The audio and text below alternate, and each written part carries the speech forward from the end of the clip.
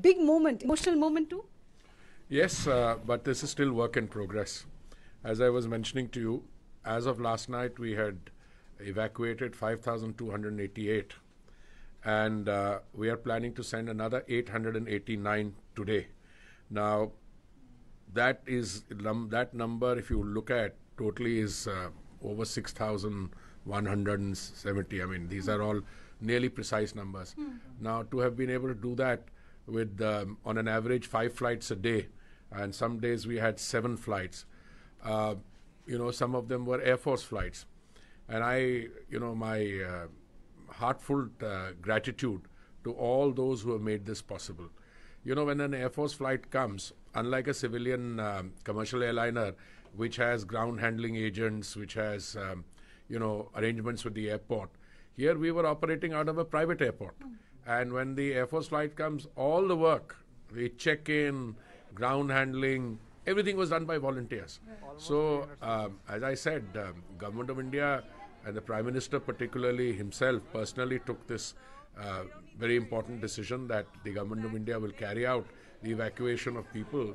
We've been sending notices out to students for many weeks now, and well before the operations began.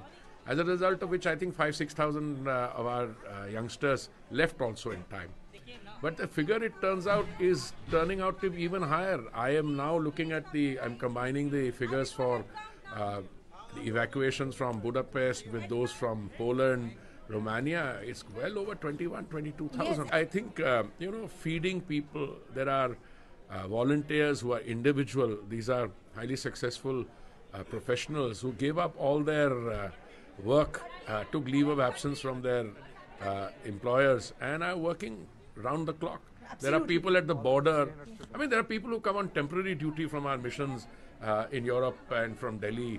But there are also people who are doing it out of their inherent desire to, help out. So, do want to share with you the feedback that we received. While everybody is very grateful and thankful about the way Operation Ganga went on once they reached the border, some of them do have a concern, and maybe you can explain this to us as to why help is not available to them to travel from, say, a Kharkiv or a Kyiv to the border right now. It's a war-torn area. It's a war-torn area. I mean, that is why we were issuing the advisories all along. You see, today, I'll tell you, we were very fortunate. Thanks to all the arrangements in place, the Kharkiv has been completely evacuated. There's another place,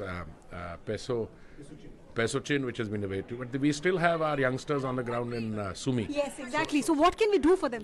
There are people working on it. We have our officers there. We have an embassy there. I think we should look at the positive side that we've got these 20,000 out. There are some 100 in Sumy.